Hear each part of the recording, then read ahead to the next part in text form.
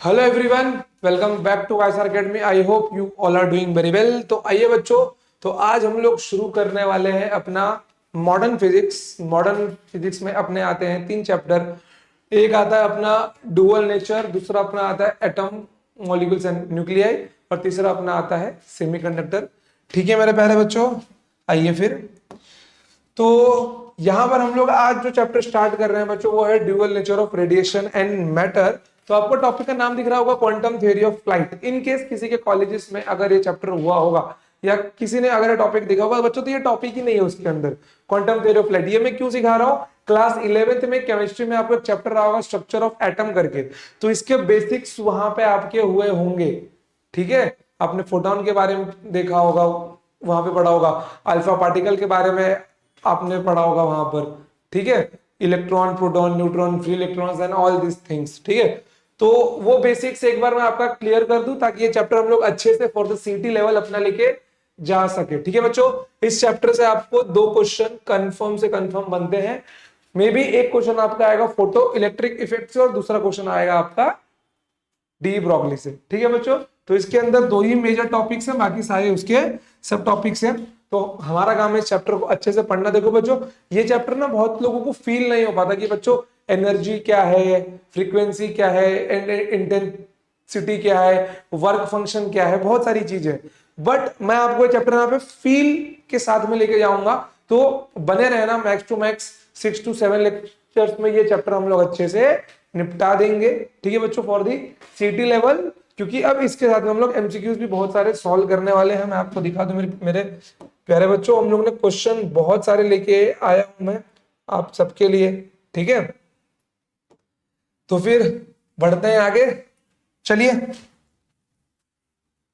तो देखो बच्चों, बात है बहुत जूनी, बात बहुत जूनी है। ठीक है, जब लाइट के ऊपर रिसर्च चालू थी, जब लाइट के ऊपर रिसर्च चालू थी, टॉप के साइंटिस्ट अपने मतलब कि अपने बरसों का एक्सपीरियंस लेके लाइट पे रिसर्च कर रहे थे कि लाइट क्या है, हम लोग पता लगा रहे लाइट बनती, लाइट किस चीज की है, मतलब वो बनी किस चीज से है, तो उसके पार्टिकल्स का नाम मालूम हो जाए। लाइट वेव है कि पार्टिकल है। अगर आपने वेव ऑप्टिक्स पढ़ा होगा तो वहां पे आपने एक लाइन जरूर पढ़ा होगा इंट्रोडक्शन में कि लाइट वेव है कि पार्टिकल है। ठीक है, तो लाइट का ड्यूअल नेचर होता है। वो कैसे होता है हम आगे अभी देखेंगे। तो वेव ऑप्टिक्स में हमने लाइट को एज अ वेव मान के पूरा चैप्टर देखा है, जहां पे आपका एक टॉपिक और आता है Huygens wave theory of light. Huygens ने वहां पर लाइट को वेव मानकर reflection, refraction, interference and diffraction, ये सारे चीजें मतलब ये सारे प्रैक्टिकल्स को प्रूफ किया था कि हाँ, मैं अगर लाइट को वेव मानता हूं तो ये सब होता है। ठीक है, फिर भी हाइजेंस को उतनी इंपॉर्टेंस उस टाइम पे नहीं मिली। क्यों नहीं मिली, ध्यान दीजिए। देखिए, न्यूटन ने 1670 में, ठीक है, 1670 में न्यूटन सर ने ये बोला कि लाइट एक पार्टिकल है, जिस पार्टिकल का नाम क्या प्यारे भाई, जिस पार्टिकल नाम है कॉर्प्यूस्कल पार्टिकल। बोल सकते हो बच्चों, क्या नाम है उसका, नाम क्या है, कॉर्प्यूस्कल पार्टिकल। ठीक है, अब एक बात बताओ यार, न्यूटन ने ग्रेविटेशन में अपना इनपुट दिया हुआ है, हीट के टॉपिक में दिया हुआ है न्यूटन लॉ ऑफ कूलिंग। ठीक है, फिर उसने अपना इनपुट साउंड में भी दिया, मतलब, और मॉडर्न फिजिक्स में भी भाई का इनपुट है, मतलब कि लगभग न्यूटन ने हर जगह अपना कुछ ना कुछ तो योगदान दिया हुआ है ही। तो जाहिर सी बात है न्यूटन को रॉन्ग तो कोई बोलेगा नहीं। और उसने सिर्फ इससे क्या प्रूफ किया बच्चों, एक तो रिफ्लेक्शन प्रूफ किया और एक रिफ्रैक्शन। ठीक है, बाकी दूसरा कोई चीज प्रूफ ही नहीं कर पाए कि मैं अगर लाइट को पार्टिकल मानता हूं तो यही दोनों चीज में प्रूफ कर पा रहा हूं कि वो पार्टिकल रिफ्लेक्शन और रिफ्रैक्शन दोनों चीजों को परफॉर्म कर रहा है। ठीक है, फिर उसके 20 साल के बाद में, ठीक है, आफ्टर 20 इयर्स, हाइजन आए 1690 में। उन्होंने बोला कि लाइट एक मैकेनिकल वेव है। और बच्चों एक बात ध्यान देना, मैकेनिकल वेव का मतलब होता है कि उसको ट्रेवल करने के लिए मीडियम की रिक्वायरमेंट होगी। ठीक है प्यारे भाई, उसको ट्रेवल करने के लिए मीडियम की रिक्वायरमेंट होगी। इसको थोड़ा ढंग से लिख दूं, कॉर्प्यूस्कल पार्टिकल। ठीक है, चलिए अब ध्यान ध्यान दीजिए। हाइजेंस ने क्या बोला कि light is a mechanical wave, light is a mechanical wave, और उन्होंने ये भी बोला कि इसको ट्रेवल करने के लिए एक मीडियम की जरूरत पड़ती है, it requires a medium, it requires a medium.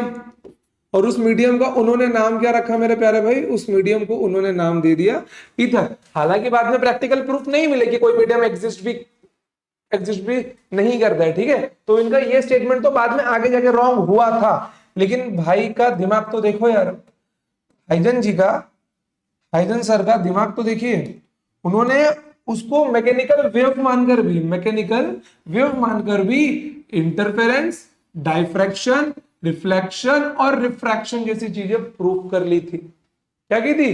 Prove कर दी थी। और यहाँ पे न्यूटन भाई साहब ने तो केवल दो ही चीजें दी थी, एक रिफ्लेक्शन और एक रिफ्रैक्शन। हाइगन्स ने दो चीजें ज्यादा दी, इंटरफेरेंस और डाइफ्रैक्शन, बट फिर भी इसके थ्योरी को उतनी रिस्पेक्ट उस टाइम पे नहीं मिली, ठीक है। चलिए अब देखिए यहाँ पर, फिर उसके बहुत सालों के बाद में, बहुत सालों के बाद, कब बच्चों देखो 1865 में, समझ गए, 1690 वहां पे वो टोटल होता है बच्चों, कम से कम एक और मिलाऊंगा तो 100 साल कंप्लीट होगा, वो 100 साल, फिर वो 65 इयर्स और 175 इयर्स के बाद में लगभग 150 साल से भी ज्यादा कौन आए अपने, मैक्सवेल जी आए। तब तक न्यूटन और हाइडन सर निपट चुके हैं, ठीक है। चलिए फिर अब देखिए इन्होंने क्या बोला, मैक्सवेल भाई आए 1865 में आफ्टर 150 इयर्स, ये भाई 20 साल के बाद आए, ये लगभग 150 से ज्यादा साल के बाद आए। इन्होंने क्या बोला, light is a non mechanical wave, ये अपनी ही बात बोल रहे हैं, light is a non mechanical wave. और एक बात क्या बोला इन्होंने, it does not require a medium. Maxwell का कहना था कि हाइजन जी रॉन्ग नहीं थे, हाइजन जी रॉन्ग नहीं थे, उन्होंने बोला कि लाइट एक वेव है, मैं भी मानता हूं वेव है, ऐसा मैक्सवेल बोल रहे कि मैं भी मानता हूं कि वेव है, बट उन्होंने मैकेनिकल वेव बोला, मैं नॉन मैकेनिकल वेव बोलता हूं। क्या बोलता हूं मैं? नॉन मैकेनिकल वेव बोलता हूं, ठीक है। फिर उसके बाद उन्होंने बोला कि it does not require a medium, बस भाई साहब ने अपने क्या बोला था, ईथर बोल दिया था कि मीडियम है, इसको मीडियम की रिक्वायरमेंट नहीं होती। और इन्होंने क्या बोला था कि लाइट का नेचर कैसा, लाइट का वेव नेचर ट्रांसवर्स, ठीक है, light is having a transverse wave nature. Okay, transverse wave nature क्या होता है बच्चों, जहां पे पार्टिकल्स का प्रोपोगेशन वेव के डायरेक्शन के परपेंडिकुलर होता है, ठीक है। और यहाँ पे एक और चीज रहती है कि यहाँ पर आपका क्या होगा, एक लाइट के पास इलेक्ट्रिक फील्ड और मैग्नेटिक फील्ड भी होता है, ठीक है, और वो दोनों आपस में परपेंडिकुलर रहते हैं। चलिए फिर उसके बाद में आफ्टर 46 ईयर्स आ गए अपने मैक्स प्लैंक, ठीक है, क्या आ गए, मैक्स प्लैंक आ गए।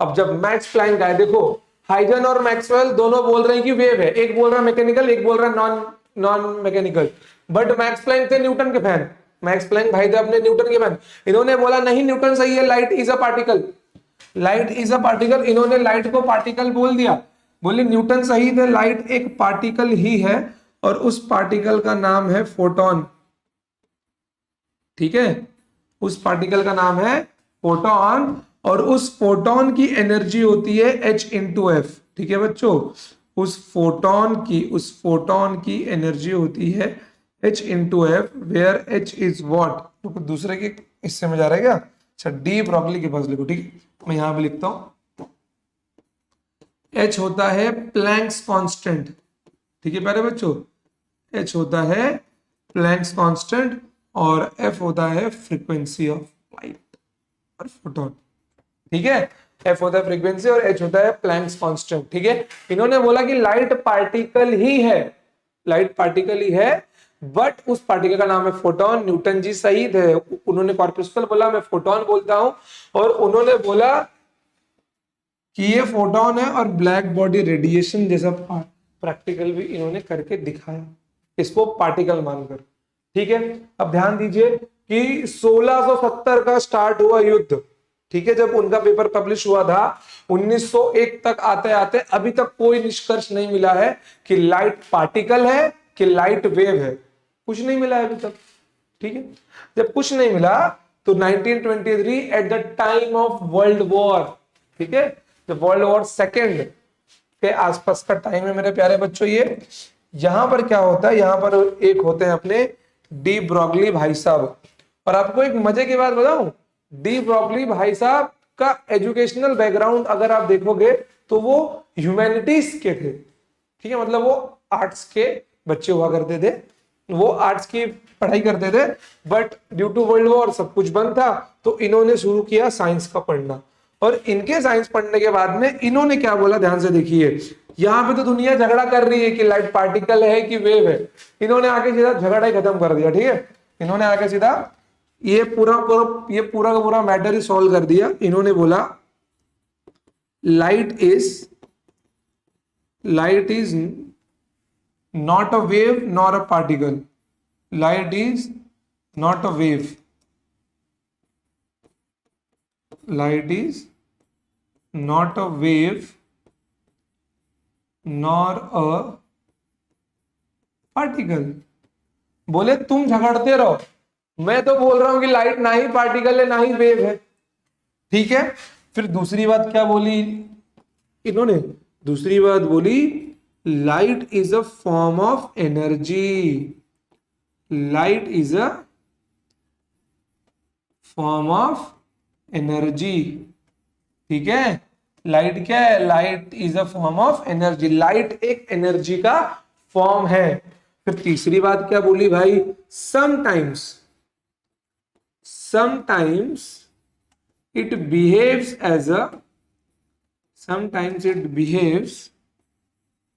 as a particle and sometimes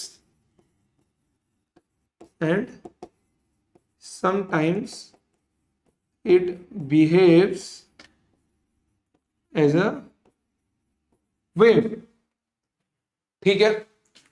इन्होंने इतनी बातें बोली और ये झगड़ा ही खत्म कर दिया कि लाइट ना ही वेव है ना ही पार्टिकल है, लाइट ना ही वेव है ना ही पार्टिकल है, लाइट एक फॉर्म ऑफ एनर्जी है और कभी कभी ये पार्टिकल के जैसा बिहेव करता है और कभी कभी ये वेव के जैसा बिहेव करता है।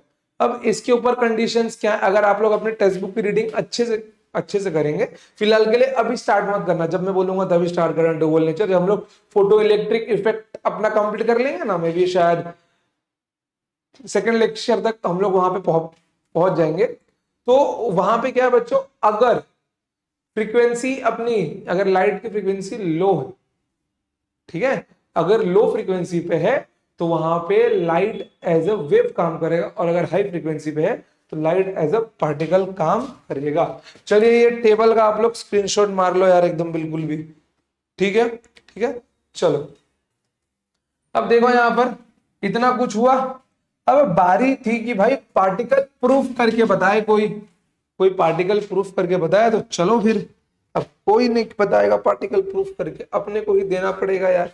चलो 1923 में तो डी ब्रॉगली भाई आए थे, उसके बाद में आ गए अपने डेविएशन और जर्मर भाई, ठीक है, डेविएशन एंड जर्मर, कौन से, उसी के 4 साल के बाद में ये दोनों साइंटिस्ट लोग मिलके, आज मैं दोनों भाई बोलूं, ठीक है, चल साथ में काम कर रहे भाई होते हैं, इन दोनों ने क्या प्रूफ किया, इन दोनों ने प्रूफ किया इलेक्ट्रॉन का वेव नेचर, ठीक है भाई, इलेक्ट्रॉन ने प्रूफ किया इलेक्ट्रॉन का वेव नेचर, क्या प्रूफ किया, इलेक्ट्रॉन का वेव नेचर प्रूफ किया इन लोगों ने, ठीक है बच्चों, इलेक्ट्रॉन एज अ वेव। और ये कैसे प्रूफ किया, बाय एक्सपेरिमेंट, कैसे प्रूफ किया, ये इन्होंने प्रूफ किया बाय एक्सपेरिमेंट। देखो इलेक्ट्रॉन एक पार्टिकल है, ये हमको पता है, इलेक्ट्रॉन भी एक ईएम वेव ही है, ठीक है, इलेक्ट्रॉन भी एक ईएम वेव ही है, यहां पे वेव मान रहे थे, तो electron is also electromagnetic waves भी होते हैं, ठीक है, जिसके अंदर इलेक्ट्रॉन डेविएट होता है, और जब इलेक्ट्रॉन को इलेक्ट्रोमैग्नेटिक फील्ड में रखा जाता है तो वो भी डेविएट होते हैं, ठीक है, और वहां पे वेव फॉर्म होता है। अब ध्यान से देखना मेरे प्यारे बच्चों, इलेक्ट्रॉन तो अपना पार्टिकल पहले से ही है, अब बट मेरे को यहाँ पे इलेक्ट्रॉन का वेव नेचर प्रूफ करना था, इन दोनों भाइयों ने इसका वेव नेचर प्रूफ किया, और कैसे प्रूफ किया आगे आपको प्रैक्टिकल है, डेविएशन एंड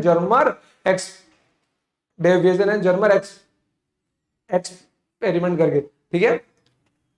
तो यहां पर ध्यान से देखना, जब ये लोगों ने प्रूफ कर लिया इसका वेव नेचर, फिर उसके कुछ टाइम के बाद में आते हैं जीपी थॉमसन। ठीक है, उसके कुछ टाइम के बाद में आते हैं जीपी थॉमसन। इन्होंने भी प्रूफ किया क्या, इलेक्ट्रॉन का वेव नेचर। इन्होंने भी प्रूफ किया इलेक्ट्रॉन का वेव नेचर। अब एक बात बताओ यार, इनको तो नोबेल मिल गया, जीपी थॉमसन जी को नोबेल मिल गया, डी ब्रॉगली को नोबेल मिल गया। ठीक है, और जीपी थॉमसन कौन है? अगर आपको पता हो इलेक्ट्रॉन के बारे में किसने बताया था, जे थॉमसन ने। जे थॉमसन ने इलेक्ट्रॉन की डिस्कवरी की थी, और मतलब कि जे थॉमसन ने बताया था इलेक्ट्रॉन एज अ पार्टिकल, वो इनके फादर थे। और इनके बेटे जेपी थॉमसन ने बताया इलेक्ट्रॉन एज अ वेव। इनको भी नोबेल मिला, उनको भी नोबेल मिला, मतलब सबको नोबेल ही मिल रहा है इनके फैमिली में। चलो कोई नहीं है, इतना समझ गए आप लोग, कोई दिक्कत है? यहां तक क्लियर हुआ कि शुरू हुआ था सबसे पहले कि लाइट एक पार्टिकल है, बट धीरे धीरे आते आते किसी ने मैकेनिकल वेव बोला, किसी ने नॉन मैकेनिकल वेव बोला, किसी ने उसको फिर पार्टिकल बोला, लेकिन अब पार्टिकल का नाम रख दिया था फोटोन। अब ये फोटोन नाम अपने दिमाग में बिठा लो कि लाइट के पार्टिकल का नाम है फोटोन। फोटोन को आप बोल सकते हो एनर्जी पैकेट्स के जैसे छोटे छोटे छोटे छोटे। अगर वहां पे एक पैकेट है तो उससे लाइट नहीं बनने वाला, लाइट की पूरी रे होती है ना, पूरी पूरी वेव होती है। ठीक है, तो वहां पे बहुत सारे फोटॉन्स होंगे, एन नंबर ऑफ फोटॉन्स। ठीक है, तो एक फोटोन मतलब एनर्जी पैकेट जैसे रहेंगे, और जब मैं एक फोटोन के साथ में बहुत सारे फोटॉन्स को मिला दूंगा तो वो बन जाएंगे एन नंबर ऑफ फोटॉन्स। क्या बन जाएंगे मेरे प्यारे बच्चों? वो बन जाएंगे एन नंबर ऑफ फोटॉन, जिसको मैं एज अ लाइट बोल सकता हूं। क्लियर हुआ इतना? चलिए कोई प्रॉब्लम नहीं है, बढ़ते हैं आगे। अब एक बात बताइए, मैं यहां पे कुछ पॉइंट्स लिखता हूं। Light behave as a ray. ठीक है,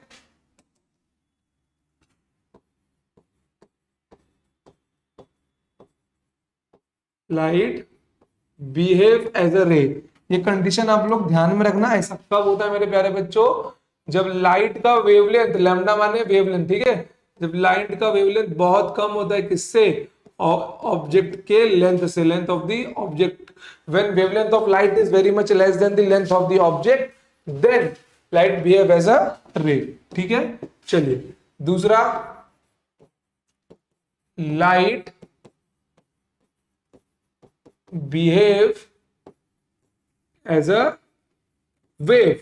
ठीक है, और ये कब होता है मेरे प्यारे बच्चों? ये तब होता है जब wavelength of light is approximately बराबर to length of the object, is approximately बराबर to length of the object. ठीक है, चलिए तीसरा,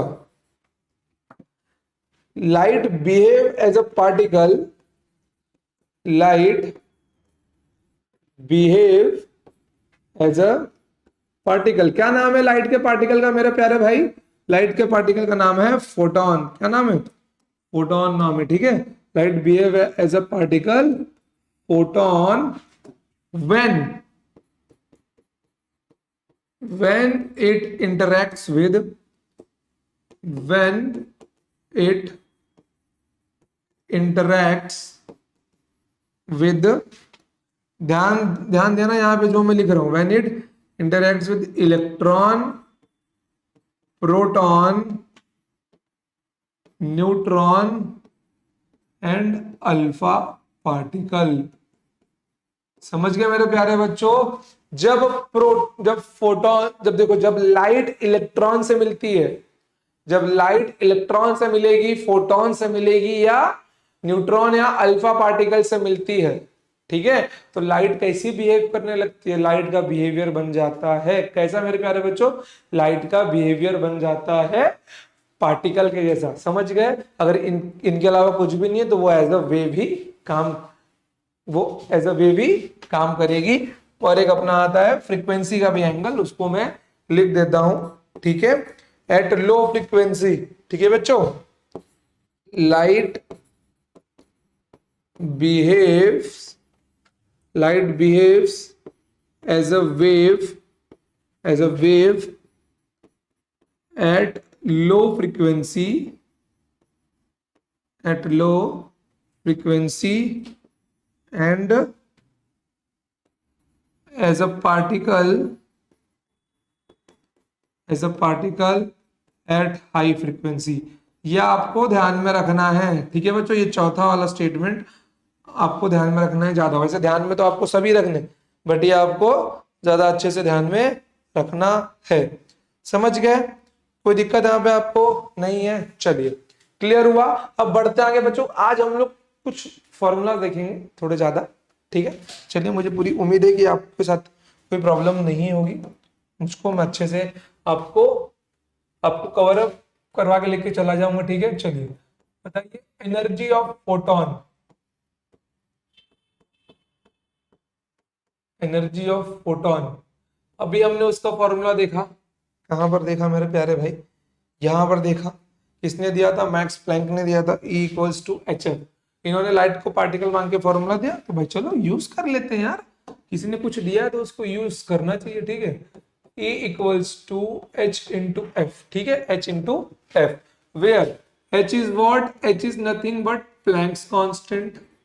H is what? H is nothing but Planck's constant. और एफ क्या अपना मेरे प्यारे भाई? एफ है अपना फ्रीक्वेंसी। क्या है? एफ है अपना फ्रीक्वेंसी। चलिए, अब एक बात बताइए, प्लैंक्स कांस्टेंट है तो इसकी वैल्यू भी होगी, जरूर होगी। तो सबसे पहले इसका यूनिट निकाल लिया जाए, बिल्कुल निकाल लिया जाए। ध्यान से देखिए, E equals to H F है, तो H क्या मिल जाएगा मेरे को? H मेरे को मिल जाएगा E बाय एफ। एनर्जी को मैं जूल में लेता हूं इन ऐसा यूनिट, ये होता है 1/सेकेंड, तो इसका यूनिट मिल जाएगा जूल सेकेंड, ठीक है। अब देखिए H की वैल्यू क्या होती है? H की वैल्यू होती है 6.63 इंटू 10 की power -34 joule second.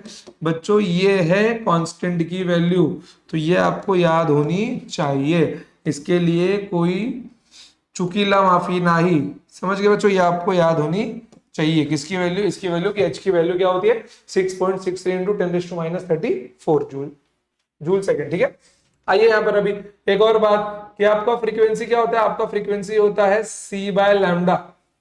I hope कि आपको इतनी बातें तो पता होगी कि फ्रीक्वेंसी होता है speed of light upon wavelength, ठीक है। और नहीं पता है तो देख लो यहाँ पर, फ्रीक्वेंसी क्या होती है मेरे प्यारे बच्चों? फ्रीक्वेंसी आपका होता है C बाय लैम्डा, ठीक है। अब इस F को यहाँ पे रखिए, तो एनर्जी आपको क्या मिल जाएगा?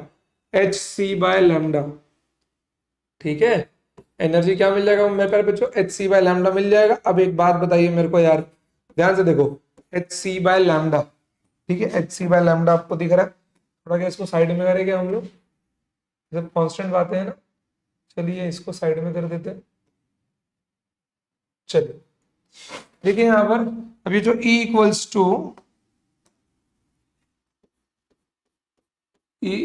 To H C by lambda है, तो यहाँ पर C क्या है मेरे प्यारे भाई? C है अपना स्पीड ऑफ लाइट, जिसकी वैल्यू क्या होती है? 2.998 इंटू 10⁸8 मीटर पर सेकेंड। बट अप्रोक्सीमेटली हम लोग कितना लेते हैं इसको?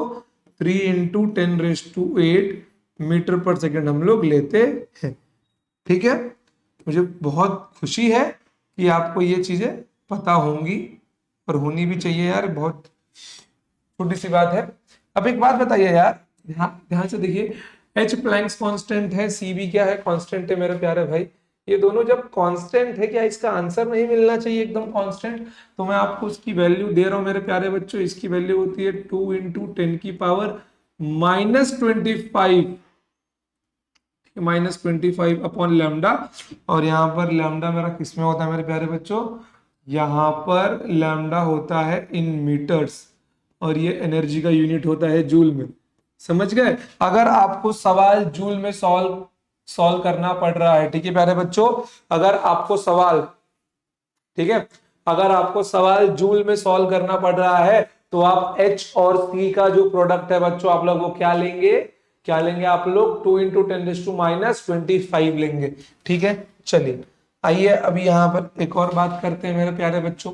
वो बात ये है, एक बात बताइए यार, 1 इलेक्ट्रॉन वोल्ट क्या होता है? 1 इलेक्ट्रॉन वोल्ट आपका होता है यूनिट ऑफ एनर्जी। और मुझे पूरी उम्मीद है, या मैं ऐसा मान के रखता हूं कि आपने 1 इलेक्ट्रॉन वोल्ट के बारे में बच्चों इंट्रोडक्शन क्लास 9th में ही करंट इलेक्ट्रिसिटी के चैप्टर में हो चुका है, मे भी आपको याद ना हो, ठीक है, फिर भी मैं आपको अब यहां पे बता दे रहा हूं, तो मान के रखना कि हाँ सर आप सही सही बोल रहे हैं, ठीक है। 1 इलेक्ट्रॉन वोल्ट क्या होता है बच्चों, ये होता है यूनिट ऑफ एनर्जी, और इसकी वैल्यू क्या होती है, 1 इलेक्ट्रॉन वोल्ट की वैल्यू होती है 1.6 इंटू 10⁻⁻19 जूल। और मैंने सिर्फ और सिर्फ बच्चों क्या लिया है यहाँ पर, मैग्नीट्यूड लिया हुआ है, ठीक है, 1.6 इंटू 10⁻⁻19 जूल, वरना माइनस में भी आता है ये, ठीक है। मैंने सिर्फ मैग्नीट्यूड मतलब नंबर लिया हुआ है, कितना मिलेगा 1.6 इंटू 10⁻⁻19 जूल। आपको ये वैल्यूज कम से कम बहुत बार लिखनी पड़ेंगी, याद करनी पड़ेंगी, समझ गए, तब जाके ये वैल्यूज याद होंगे। 2 इंटू 10⁻⁻25। इसके बाद में जब हम लोग इसको इलेक्ट्रॉन वोल्ट में लिखेंगे तो 12,400 इलेक्ट्रॉन वोल्ट अपॉन लैम्डा इन आर्मस्ट्रांग होगा। और जब मैं इसको 1240 में लिखूंगा तो लैम्डा इन नैनोमीटर्स होगा, समझ गए। चलिए मैं जो बोल रहा हूँ वो लिख के दिखा देता हूं आपको। चलिए, और इसका एक फॉर्मूला और क्या बन सकता है, क्योंकि मैं जूल को भी इलेक्ट्रॉन वोल्ट में लिख सकता हूँ, ये भाई साहब यहाँ भाग जाएंगे, ठीक है। कितना मिलने वाला मेरे को, ये मेरे को मिल जाएगा 12,400 electron volt, where my lambda is in Armstrong बच्चों। और एक आर्मस्ट्रांग का मतलब होता है 10⁻⁻10 मीटर, 10⁻⁻10 मीटर, समझ गए। चलिए, ये आ गया अपना एनर्जी ऑफ, ये सब क्या बच्चों, ये सब एनर्जी ऑफ फोटोन ही है, समझ गए। ऊपर मैंने नाम लिखा है एनर्जी ऑफ फोटोन, तो आपको इससे समझ लेना है। चलिए, तो ईपी लिखिए या फिर सिर्फ ई लिखिए, एक ही बात होगी। और आप लोग इसको मेरे प्यारे भाई 1240 में भी लिख सकते हैं, बस यहाँ पे ये क्या बन जाएगा, EP equals to 1240 electron volt, और नीचे क्या मिल जाएगा मेरे प्यारे भाई, लैम्डा आपका होगा नैनोमीटर में। और प्लीज मेरी एक बात मानना आप लोग, कि ये वैल्यू आप लोग याद कर लेना, समझ गए, कि ये वैल्यूज आप लोग याद कर लेना, ताकि आपको कोई भी दिक्कत ना हो, आपको कोई भी दिक्कत ना हो। चलिए, क्लियर है, इतना समझ गया वो भी, और ये भी सारी वैल्यूज याद होनी चाहिए। हाँ, इसके अंदर फॉर्मूला ज्यादा नहीं, थोड़े कम ही है, बट वैल्यूज याद होनी चाहिए। और अगर वैल्यूज आपको याद नहीं हो रही है तो डेफिनेटली आप कहीं ना कहीं न्यूमेरिकल में धोखा खा जाएंगे, समझ गए। चलिए, तो आगे बढ़ते हैं। अभी हम लोग अब आते हैं एनर्जी ऑफ लाइट के ऊपर मेरे प्यारे बच्चों, एनर्जी ऑफ लाइट, ठीक है, एनर्जी ऑफ लाइट, और ई लाइट भी बोल सकते हैं इसको, ठीक है। चलिए, एनर्जी ऑफ लाइट को अब कैसे डिफाइन करेंगे, लाइट को क्या बताएंगे, light is the collection of an number of photons, light is the collection of an number of photons, ठीक है। Light is the collection of n number of photons. Light is the collection of n number of photons. जब बहुत सारे photons एक साथ मिल जाएंगे तो वो क्या बन जाएगा बच्चों मेरा, वो मेरा बन जाएगा लाइट। चलिए, अब ध्यान से देखना आप लोग, यहां पर ध्यान से देखना कि एनर्जी ऑफ लाइट में ये क्या था बच्चों, एनर्जी ऑफ फोटोन ले रहा हूं मैं अभी, एनर्जी ऑफ फोटोन था H इंटू एफ। एक फोटोन की एनर्जी होती है H इंटू एफ, तो मुझे n नंबर ऑफ फोटॉन्स चाहिए, तो नंबर ऑफ फोटॉन्स को मल्टीप्लाई कर दो यार, सीधी सी बात है। तो यहाँ पर एनर्जी ऑफ फोटोन क्या मिल जाएगा बच्चों, मेरे को NHF मिल जाएगा, ठीक है। तो ये आ गया अपना बेसिक फॉर्मूला, किसके लिए मेरे प्यारे बच्चों, किसके लिए, एनर्जी ऑफ लाइट के लिए, और कोई फोटोन नहीं आएगा, ये एनर्जी ऑफ लाइट आएगा, ठीक है, ये एनर्जी ऑफ लाइट आएगा। क्लियर हुआ इतना, समझ गए। चलिए, आगे बढ़ते हैं। तो यहाँ पे अब आप लोग ध्यान से देखिए, क्योंकि इसको थोड़ा ना मैं बीच में ही लिखता हूँ, बार बार बाहर जा रहा हूँ, स्क्रीन के देखिए, एनर्जी ऑफ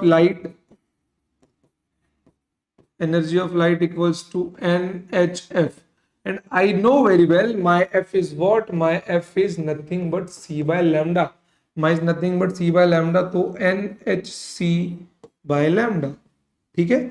तो यहाँ पे हमको क्या मिल जाएगा मेरे प्यारे बच्चों, energy of light is NhC/λ। ठीक है, NhC/λ। और आपको अगर ये नहीं भी लगाएंगे अब तो भी चल जाएगा। क्या मिल जाएगा मेरे को, ये NhC/λ मिल जाएगा।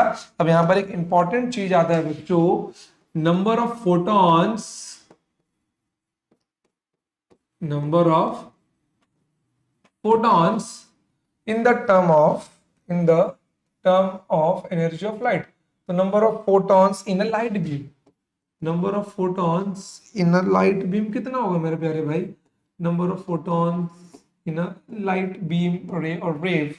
तो यहाँ पे क्या मिल जाएगा मेरे को, E equals to NhC/λ। तो नंबर ऑफ फोटॉन्स की वैल्यू क्या होगी मेरे प्यारे बच्चों, energy of light into lambda upon HC। समझे, कोई दिक्कत। The number of photons is nothing but E lambda upon HC, E lambda upon HC। Clear एकदम, समझ गया। ये सारी वैल्यूज आपको याद हो गई, चलो लिख लो इसको, लिख लो, नोट इट डाउन, नोट कर लो इसको आप लोग। ठीक है बच्चों, नोट कर लो, चलो।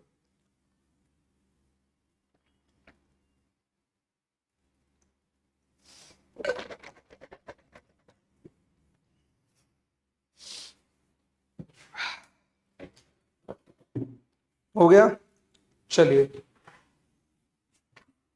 तो अब आगे बढ़ते हैं हम लोग, अगले स्लाइड पे चलते हैं। चलिए लिखिए, फोटॉन हैव मोमेंटम। ठीक है, फोटॉन के पास मोमेंटम होता है, फोटॉन हैव मोमेंटम। अब देखो उसके मोमेंटम की बात करने के पहले, क्योंकि मोमेंटम होता है वेक्टर क्वांटिटी और मोमेंटम का फॉर्मूला होता है मास इनटू वेलोसिटी। भाई इसके मास की बात तो करनी चाहिए अपने को। आइए तो आइए कुछ इंफॉर्मेशन की बातें कर लेते हैं हम लोग। ठीक है, देखो, charge of photon, charge on photon बच्चों कुछ भी नहीं होता, वो जीरो होता है, क्योंकि वो क्या होता है बच्चों, वो न्यूट्रल होता है। ठीक है, सेकंड पॉइंट, हम लोग किसी भी तरीके से फोटोन को चार्ज नहीं कर सकते, फोटोन कांट चार्ज। ठीक है, photon can not be charged, photon can not be charge, क्योंकि उसके ऊपर का चार्ज ही जीरो है। ठीक है, तीसरा point, photon can not deviate in electromagnetic field. ठीक है, ध्यान देना है सब, फोटोन कैन नॉट डेविएट इन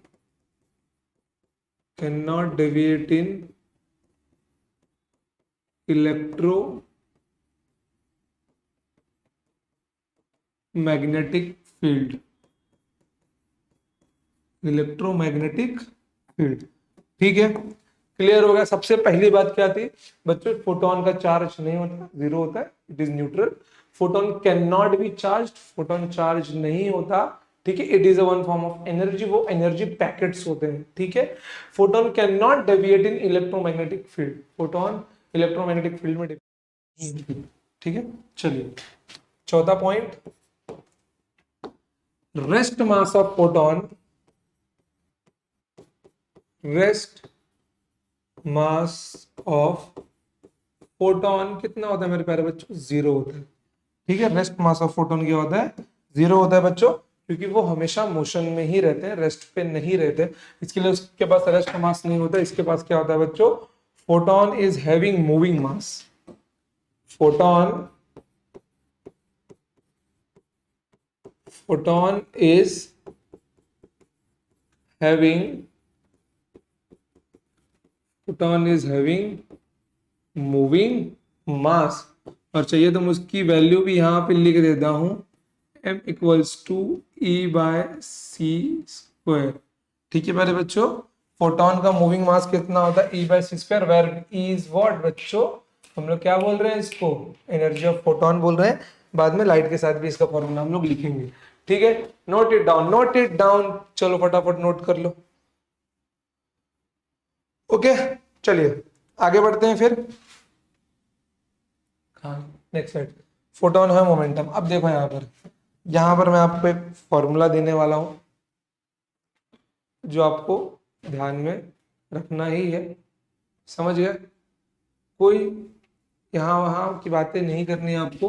ठीक है, एनर्जी ऑफ फोटोन को लिखने का एक फॉर्मूला और होता है बच्चों, वो होता है P इंटू सी। क्या होता है मेरे प्यारे बच्चों? P इंटू सी होता है। याद कर लो, सीधे सीधे से याद है आपको, याद कर लो। देखो जैसे कि अपना काइनेटिक एनर्जी का फॉर्मूला हम लोग क्या पढ़ते थे मेरे प्यारे बच्चों? वो हम लोग पढ़ते थे हाफ mv² पढ़ते थे। हाफ तो कांस्टेंट है, बाहर निकालो, मास इंटू वेलोसिटी का स्क्वायर। अब मास इंटू वेलोसिटी का जो स्क्वायर है, वेलोसिटी को 2 बार लिखो, mass into velocity into velocity, sorry वहां पे स्पीड होता है ना, वेलोसिटी नहीं होता। Half mv²। ठीक है, तो mv इंटू वी। तो देख रहे हो मोमेंटम क्या है? Mass into speed into speed. Energy बन रहा है ना, बस हाफ नहीं है यहाँ पे, आपको याद कर लो। ठीक है, यह आपका क्या है बच्चों? Energy of photon, energy of photon ये आपका है यहां पर। ठीक है, ये आपका है मोमेंटम, और ये भाई साहब है स्पीड ऑफ लाइट। ठीक है, ये क्या है आपके? स्पीड ऑफ लाइट है। चलिए अब ध्यान से देखिए यहां से, तो यहां पे आपको मोमेंटम क्या मिलने वाला है? मोमेंटम इज नथिंग बट मेरे प्यारे बच्चों ई बाय सी। मोमेंटम क्या आपका मेरे प्यारे बच्चों? मोमेंटम है आपका E by C. Okay, you can write, you can write E को आप लोग लिख सकते हो h into F by C. ठीक है, और f को आप लोग क्या लिख सकते हो? c by lambda. तो H C by lambda into C. C से सी कैंसिल होगा, यहाँ पे क्या मिलने वाला है? h बाय लैम्डा मिलने वाला है। तो ये लंबा चौड़ा कैलकुलेशन याद रखने की जगह आप लोग सीधा सीधा ये ध्यान में रखना कि मोमेंटम का फॉर्मूला होता है energy of photon upon speed of light और प्लैंक कांस्टेंट अपॉन वेवलेंथ। ठीक है, कोई दिक्कत, कोई परेशानी नहीं, याद हो सकता है क्लियरली एकदम, कोई प्रॉब्लम नहीं है। चलो नोट इट डाउन। चलिए आइए, तो यहां पर मेरे को मोमेंटम कितना मिल गया मेरे प्यारे भाई? मोमेंटम मेरे को मिल गया है ई बाय सी में लेता हूं अभी। ठीक है, तो मोमेंटम मेरा क्या होगा मेरे प्यारे बच्चों? मोमेंटम मेरा होगा मास। ठीक है, यहाँ पे ये मूविंग मास है, मास नहीं है, मूविंग मास है। Mass into speed of light into E by C. तो यहाँ पे मास की वैल्यू क्या मिल जाएगी मेरे प्यारे बच्चों? मूविंग मास की value E by C square. क्या होगी मेरे प्यारे बच्चों? ई बाय सी स्क्वायर होगी। तो ध्यान देना आप यहाँ पर, ये जो है, ये जो है, ये है मूविंग मास ऑफ फोटोन। ठीक है, moving mass of photon, this is energy of photon, this is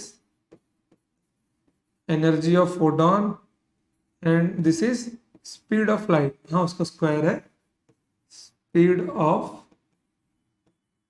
light. समझ गए? चलो note it down, note it down, लिख लो इसको, लिख लो लिख लो लिख लो। ठीक है, चलिए अब आइए यहाँ पर, अब यहाँ पे हम लोग थोड़ा अब एक और नया फॉर्मूला निकालेंगे। कहाँ से निकालें?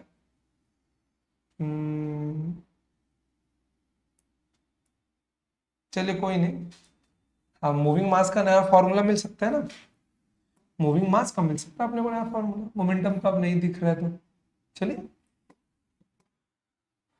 देखिए यहाँ पर क्या मिल जाएगा। Moving mass is nothing but E by C square, and we are very well know, and we are very well know E क्या होता है मेरे प्यारे बच्चों? h into F by C square होता है, और f मेरा क्या होता है? c by lambda into C square, where one C get cancel, here is becoming h by lambda p। तो यहाँ पे आपको मूविंग मास का एक फॉर्मूला और मिल गया, m इक्वल्स टू, एक तो था आपका e बाय सी स्क्वायर, और ज्यादातर केसेस में आप लोग यही यूज करेंगे, ठीक है, e by C square equals to h upon lambda c। Okay मेरे प्यारे बच्चों, चलिए लिख लो। देखो यार, आज फॉर्मूला भले आप लोग थोड़ा ज्यादा पढ़ रहे हो, बट देखना जब हम लोग सवाल लगाएंगे ना, तो आप लोग सवाल को यूं मक्खन के जैसे एकदम उड़ा दोगे, समझे। चलिए, चलो चार्जिंग है अभी, समझ गए इतना, क्लियर है। आइए आगे बढ़ते हैं हम लोग। अब आते हैं पावर के ऊपर। एक और बात यहाँ पे नोटेट करना भूल गए हम लोग, वो नोट डाउन कर लेते हैं मेरे प्यारे बच्चों। फोटोन के बारे में आपने पढ़ लिया ना, फोटोन के पास मूविंग मास होता है m equals to E by C square. उसके पास मूविंग मास है, इसलिए वो डेविएट होता है कहां पर, ग्रेविटेशनल फील्ड में, ठीक है, इसलिए वो डेविएट कहां पे होगा, ग्रेविटेशनल फील्ड में। Photon photon is deviated in gravitational field. Photon is deviated in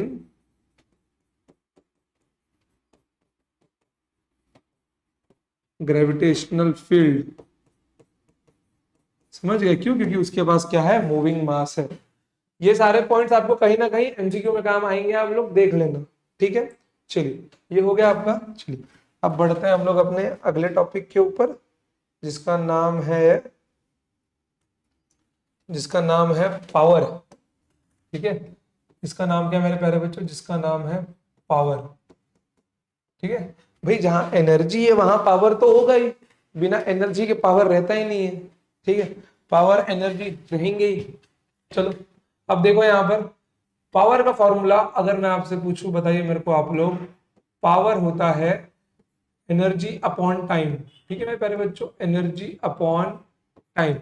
देखो बच्चों, आप लोग पावर कहीं भी कैलकुलेट करें, रोटेशनल डायनामिक्स में, फ्लूइड्स में, थर्मोडायनामिक्स में, कहीं भी पावर लगाए, वहां पे पावर ऊपर एनर्जी होगा, भले वो हीट एनर्जी हो, इलेक्ट्रिकल एनर्जी हो, मैकेनिकल एनर्जी हो, अपॉन टाइम। समझ गए, अपॉन टाइम। जैसे कि हमने केटीजी में देखा था, अपना पावर क्या था बच्चों, हीट एनर्जी अपॉन टाइम। समझ गए, अगर आपको याद हो तो ध्यान दीजिए आप लोग यहाँ पे ये एनर्जी अपॉन टाइम, बट ये एनर्जी क्या है मेरे प्यारे बच्चों, एनर्जी ऑफ फोटोन, ठीक है। इसको मैं पूरा कर देता हूँ, एनर्जी ऑफ लाइट और एनर्जी ऑफ फोटोन। पावर है ना, तो हम लोग यहाँ पे इसको एनर्जी ऑफ लाइट भी लिख सकते हैं, एनर्जी ऑफ लाइट भी लिख सकते हैं, और एनर्जी ऑफ फोटोन से भी सॉल्व कर सकते हैं इसको, ठीक है। तो E बाय टी यहाँ पे अपना पावर P, ठीक है प्यारे बच्चों, E by T upon power P, ठीक है। बट मैं प्रीफर करता हूँ एनर्जी ऑफ लाइट को, क्योंकि हम लोग पूरे पावर की बात कर रहे हैं ना, पूरे पावर, और फोटोन क्या है, स्मॉल एनर्जी पैकेट है, ठीक है। चलिए यहाँ पे इसको मैं EL से डिनोट करता हूँ। आइए ध्यान दीजिए यहाँ पर, ये आपको क्या मिलने वाला है, ये आपको मिलने वाला है NHC अपॉन लैम्डा। क्या मिल जाएगा ये आपको, NHC अपॉन लैम्डा, या फिर NHF ले लूं मैं पहले, ठीक है, NHF अपॉन टी, और यहाँ पे आप इसको क्या लिख सकते हो, NHC upon lambda into T. ये आपका हो गया पावर। क्या होगा बच्चों, ये हो गया आपका पावर। अब यहां से आपको एक इंपॉर्टेंट फॉर्मूला मिलने वाला है, मालूम है किसका, वो आपको मिलने वाला है फोटॉन्स पर यूनिट टाइम का, ठीक है। इसको P को ऐसा ही रखो, और बाकी ऊपर का HC अपॉन का लैम्डा एज इट इज, यहाँ पे आप लोग लिख लो N अपॉन टी। ये क्या है, photons per unit time, photons per unit time.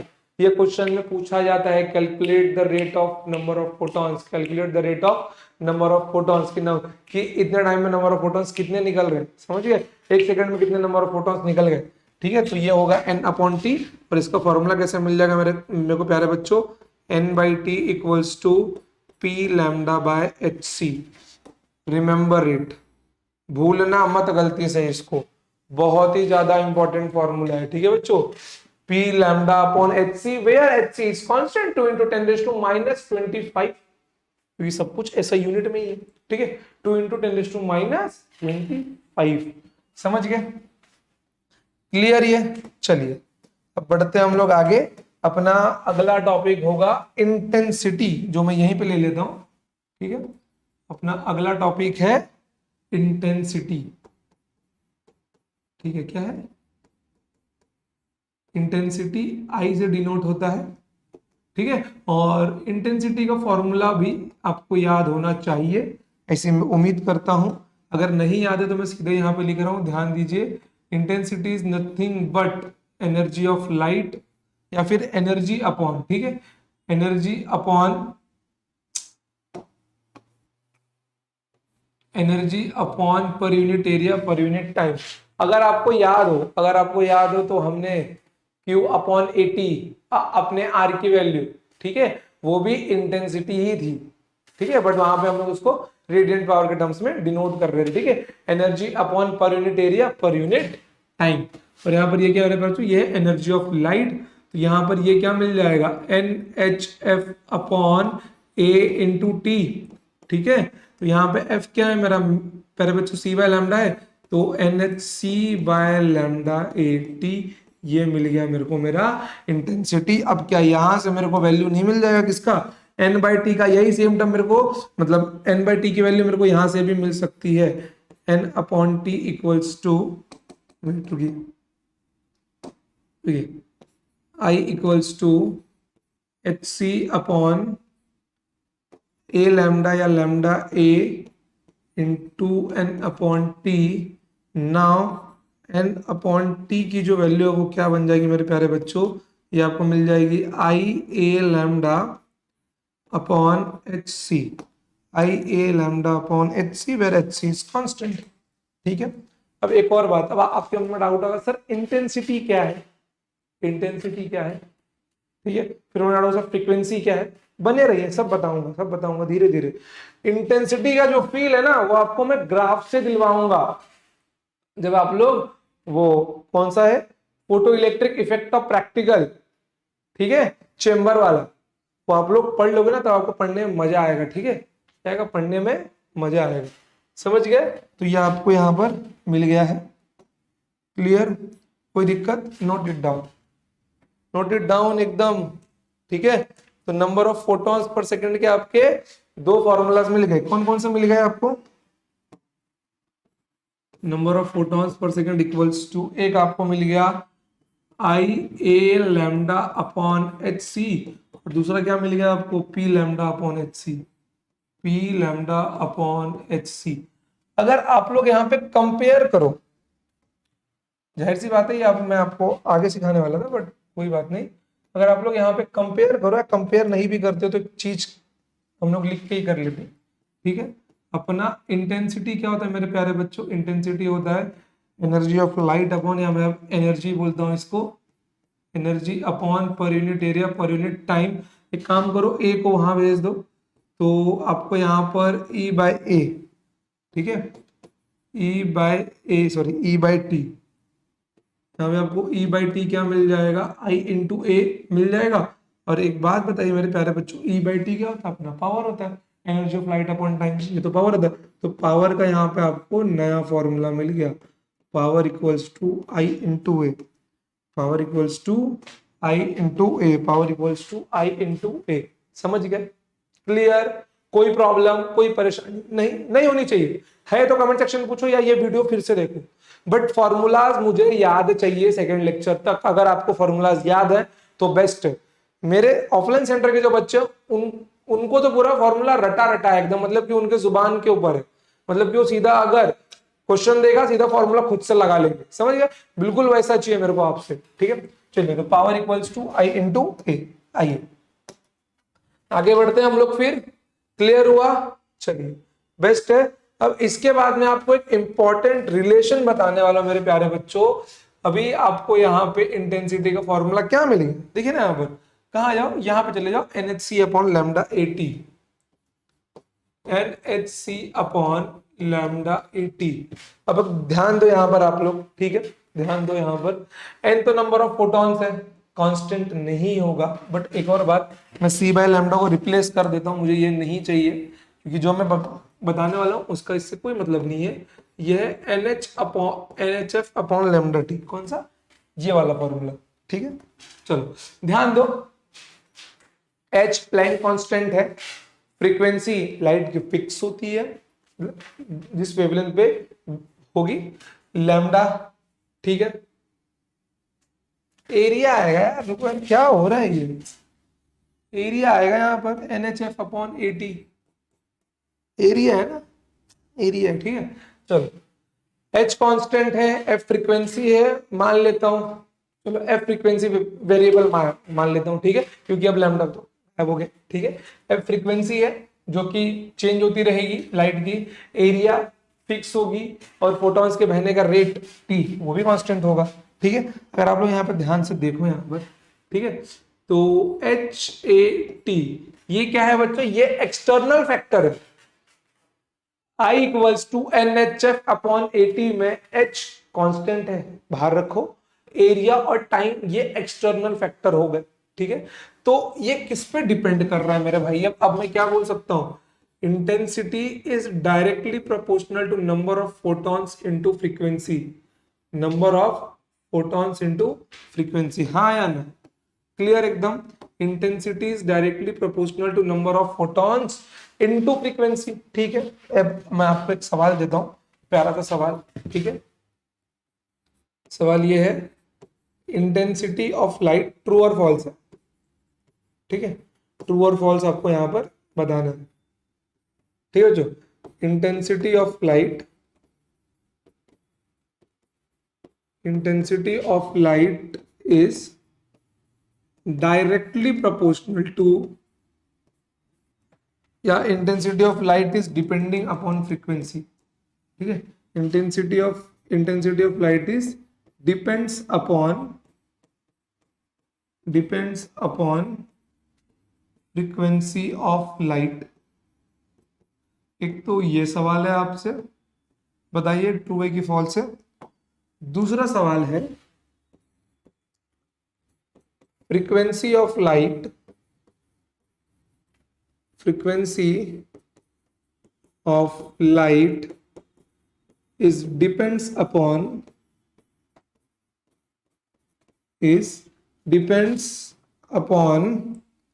intensity of light, ठीक है, is depends upon intensity of light, ठीक है। चलिए क्लियर है। अब बताइए कि कौन सा ट्रू है कौन सा फॉल्स है, कौन सा ट्रू है कौन सा फॉल्स है। अब अगर मैं आपको इसका आंसर बताऊं मेरे प्यारे बच्चों, तो आप देख सकते हो कि intensity of light number of photons और फ्रीक्वेंसी पे डिपेंड कर रही है, मेरे को दिख रहा है क्योंकि वो डायरेक्टली प्रोपोर्शनल है, ये ट्रू है, ठीक है। बट क्या ये भी ट्रू होगी, आप बोलोगे sir frequency of light is also directly proportional to intensity of light, तो इट इज ट्रू। नो मेरे प्यारे भाई, it is false, it is false. अब ये ऐसा क्यों, मैं आपको बता देता हूं, ये आपको घोट के पी जाना है, याद रखना है, कुछ भी करो हाथ पे टैटू बनवा लो, ठीक है। फ्रीक्वेंसी ऑफ लाइट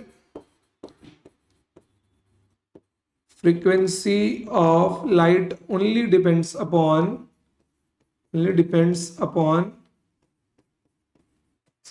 सोर्स, ठीक है, सोर्स ऑफ लाइट, ठीक है मेरे बच्चों, only depends upon source of light, it only depends upon source of light.